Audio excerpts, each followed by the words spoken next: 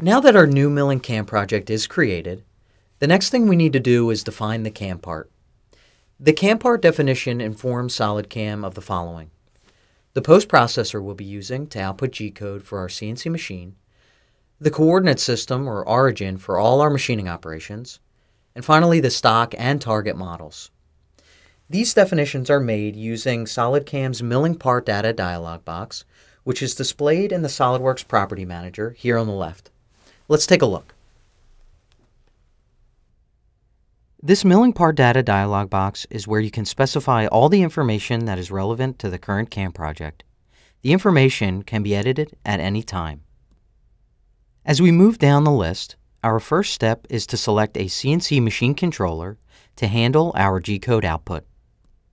If you click the drop-down, a list of post processors currently installed on your system is displayed.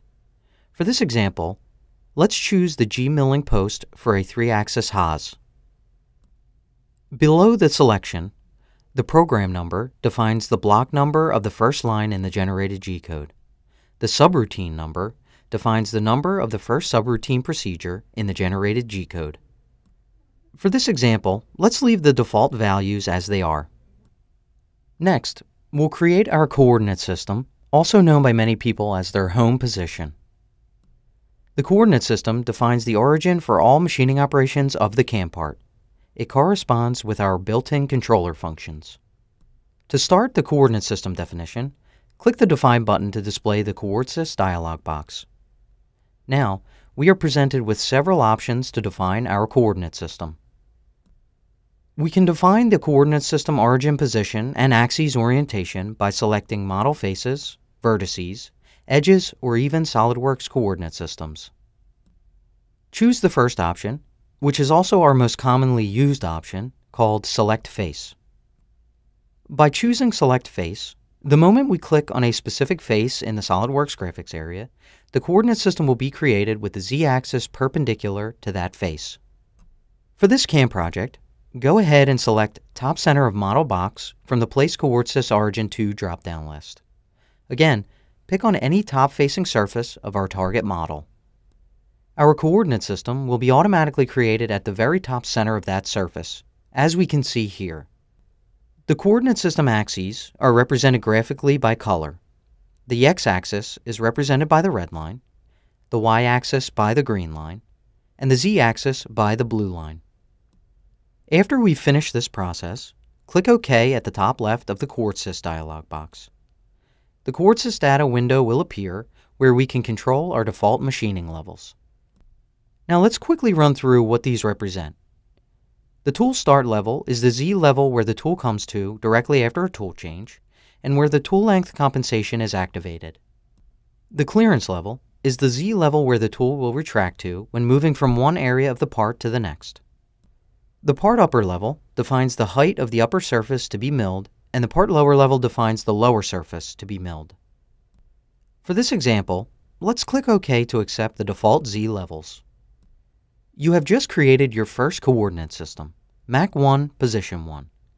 Click OK to accept. Our next step is defining our stock and target models. In the Stock and Target Model section, click the Stock button. Now, it is recommended to model the stock ahead of time in SolidWorks, but it's not required.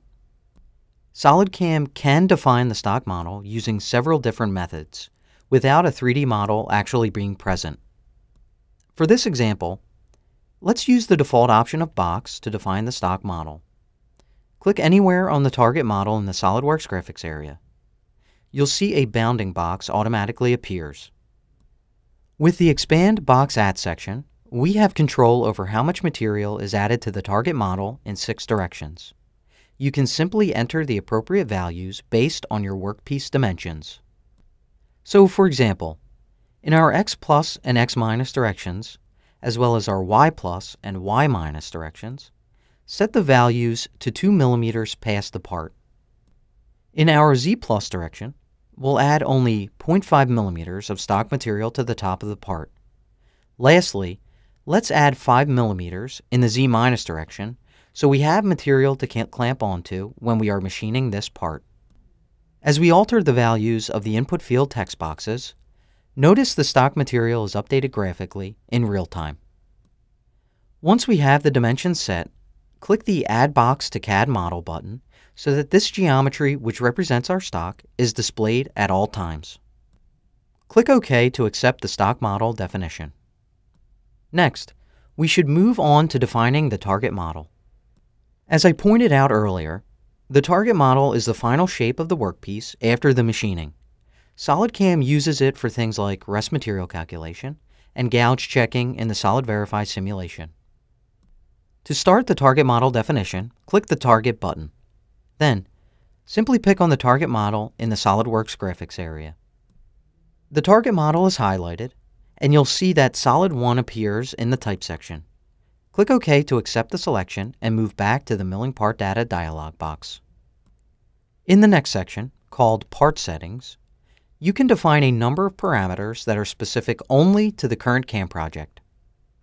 These settings can also be accessed through the SolidCAM Manager, which you'll see shortly once we confirm the CAM part definition. In the Options section, you can click the Machine Options button to input unique information related to the CNC-Machine Controller that was previously selected. We don't need to use this option right now, but it's worth mentioning for future possible use. Lastly, in the iMachining Data section, you can define the machine and work material parameters used for the iMachining technology. For this series of Jumpstart videos, however, we will not be using iMachining. Finally, we can click OK. When the Milling Part Data dialog box is confirmed, the SolidCAM part file is generated and stored in the specified user directory.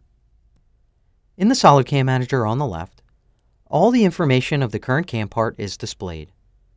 Using the right-click menus, you can manage things like the CAM part definition and the part tool table. And now that it's fully defined, you can also add the operations to machine this CAM part, which we'll do in the upcoming videos. And that concludes Part 2 of the SolidCAM Jumpstart lesson, where we've defined the CAM part. Join me for Part 3, where we'll add the machining operations. I'll also talk about the operation interface and how the workflow in SolidCAM is set up to easily define our operations.